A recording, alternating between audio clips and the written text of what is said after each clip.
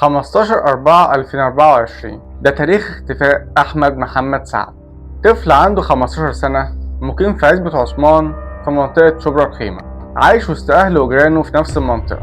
وطبيعة الناس في المنطقة دي أو في المناطق الشعبية بشكل عام هي إن العلاقة بينهم بتكون أكتر من الأهل، والحياة في المناطق اللي شبه كده بيكون ليها طريقة وأسلوب معين. لكن طارق كان عارف يدخل وسط الناس دي ويعيش وسطهم بطريقة مختلفة.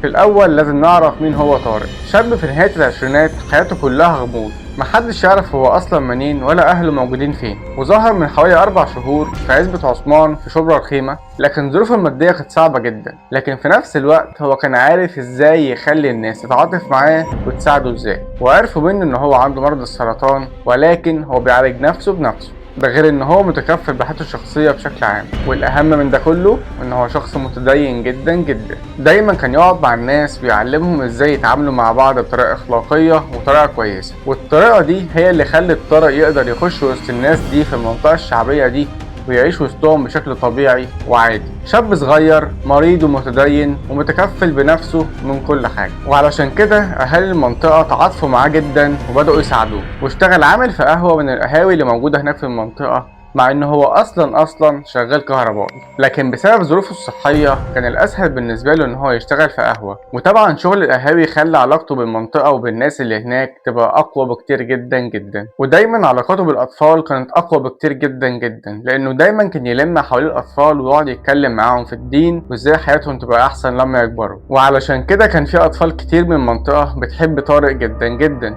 ومن ضمن الاطفال دول احمد محمد سعد، طفل عنده 15 سنة وكان معجب جدا جدا بشخصية طارق. شاب عنده مرض السرطان وقادر يقاوم الحياة ويشتغل ويصرف على نفسه، ومع ذلك مش يائس من الحياة وقادر يقاوم ويكمل. فدايما احمد كان شايف ان طارق ده هو مثله الاعلى. ده غير ان طارق كان بيحبه جدا ودايما يقف جنبه وينصحه، وكان واقف معاه بكل الطرق. وفي اي وقت احمد كان يبقى عنده مشكلة طارق كان يقعد معاه ويسمعه ويحاول يحلها له مهما كانت.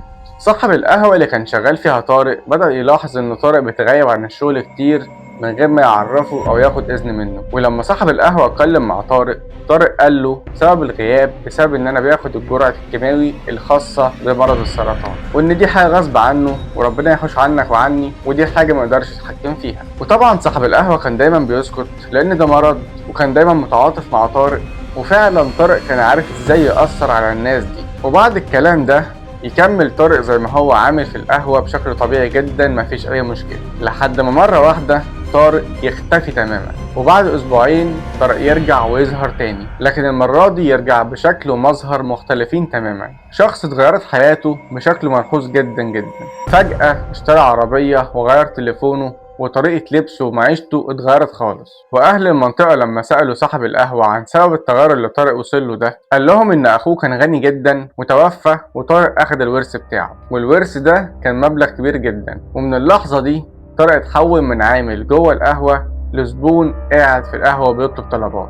واحد شاي يا ابني. وكان دايما يطلب مشاريب لناس كتير ويدفع حسابها لكل الناس اللي وقفت جنبه اول ما جه المنطقه. وطبعا علاقه احمد تبقى احسن من الاول بطارق، لان ببساطه بقى شايف ان طارق بقى غني ومعاه فلوس، وفوق ده كله شخص بيحبه ودايما بينصحه واقف جنبه على طول. وكل يوم والتاني كان طارق يدي احمد فلوس عشان يروح يلعب بيها بلاي ستيشن. وطبعا كان طارق بيتابع احمد من بعيد لبعيد، وحجته ان هو كان خايف ان احمد يعمل حاجه غلط.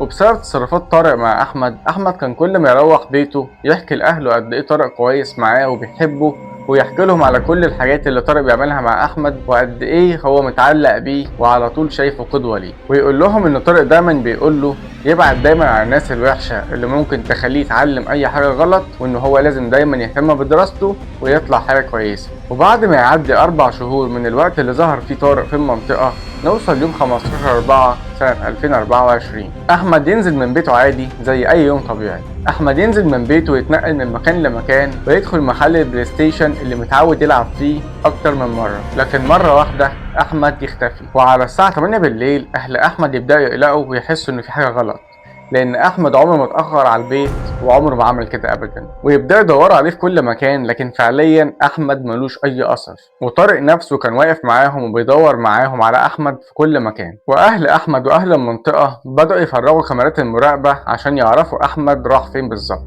وفعلا يشوفوا ان احمد دخل محل البلاي ستيشن اكتر من مرة، وبعدها يروح على القهوة عشان يقابل طارق، وبعدها يخش المحل تاني. لكن بعدها يظهر احمد وطارق وهما ماشيين مع بعض، وبعدها فجأة يختفوا هما الاتنين من كاميرات المراقبة. ولما أهل أحمد وأهل المنطقة سألوا طارق على أحمد، قال لهم فعلا إن هو قابله اليوم ده واتكلم معاه شوية، وبعدها راح مشوار، ولما رجع اكتشف إن أحمد اختفى. والأهالي فعلا تطلع على الشرطة عشان تعمل محضر بالتغيب، وده فعلا بعد ما دوروا عليه كتير جدا ومالوش أي أثر خالص.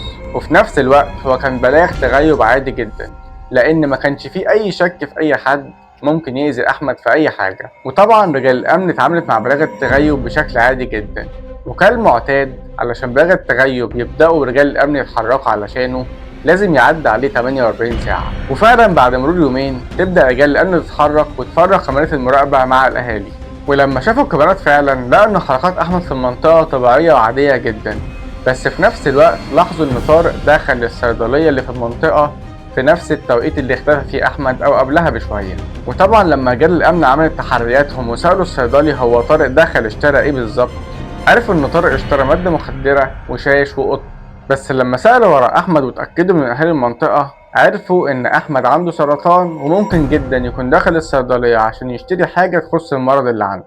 بس بعد مرور أسبوع من اختفاء أحمد، الأهالي تبدأ تشم ريحة مش حلوة من الشقة اللي كان قاعد فيها طارق اللي هو أصلا كان مأجرها. فيبدأ الأهالي يبلغوا رجال الأمن تاني لأنهم مش مرتاحين من ساعة ما أحمد اختفى. فيبدأ الأهالي يخشوا شقة طارق ويشوفوا إيه السبب من الريحة دي. ولما يدخل الأهالي الشقة قبل وصول رجال الأمن، يلاقوا مشهد مرعب جدا. يلاقي جثة محطوطة على السرير ومفتوحة من النص، ومفيش أي ملامح للجثة دي ظاهرة تماما، وحرفيا مفيش أي حد قدر يتعرف على الجثة. الجثة مفتوحة من النص بشكل طولي ومدبوحة، وكل الأعضاء اللي فيها مش موجودة، وجنب الجثة كان في كيس أسود مقفول. الريحة فعلا كانت صعبة جدا لدرجة إن الأهالي اتصدمت من الشكل ومن الريحة، ومحدش فيهم قرب من أي حاجة جوه الشقة ويستنوا لحد ما رجال الأمن توصل. وفعلا أول ما رجال الأمن توصل يتأكدوا إن الجثة دي هي جثة أحمد اللي بقالهم أسبوع بيدوروا عليه. وفي نفس اللحظة يتم القبض على طارق، وكان اللي ظاهر كده إن هي تجارة أعضاء. وبعد ما رجال البحث الجنائي خلصوا مهمتهم في مسرح الجريمة، يتم إرسال الجثة للطب الشرعي. ومن اللحظة دي كمية مفاجآت وحاجات غريبة هنسمعها لأول مرة في الوطن العربي. أول حاجة يتم إثبات إن هي جريمة بشعة وملهاش علاقة خالص بتجارة الأعضاء.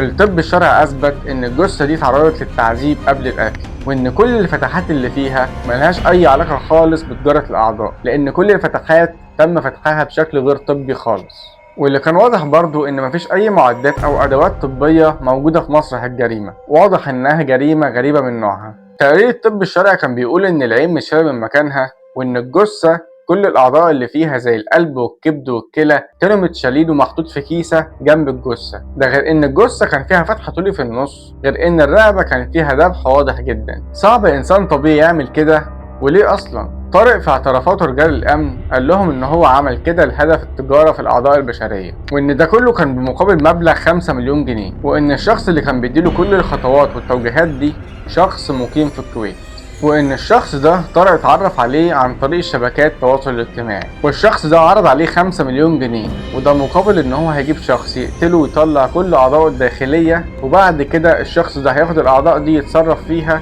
وطارق ملوش دعوه بالباقي. بس الشخص ده كان عنده شرط واحد بس، ان طارق وقت تنفيذ الجريمة لازم يكلم الشخص ده فيديو كول ويوري له كل خطوات الجريمة اللي هو بيعملها لحظة بلحظة. وفعلا طارق يبدأ يستدرج احمد على البيت ويبدأ يعمل فيه الجريمة زي ما اتطلب منه بالظبط.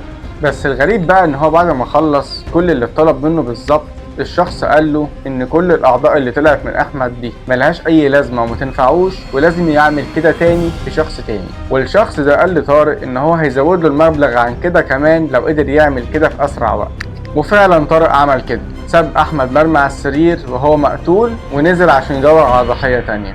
والحمد لله ان هو تم القبض عليه قبل ما ينفذ كده في حد تاني. بس اللغز هنا كان مين هو الشخص اللي في الكويت، وليه اختار طارق تحديدا عشان يطلب منه الطلب ده. طارق اتعرف على الراجل ده عن طريق شبكات التواصل الاجتماعي على اعتبار ان هو تاجر اعضاء بشريه. الشخص ده طلب من طارق ان هو يشتغل معاه مقابل مبلغ كبير جدا، ولكن كان شرطه الوحيد ان طارق يصور له كل اللي هيعمله في الضحيه فيديو كول، ولازم يشوف كل العمليه دي صوت وصورة.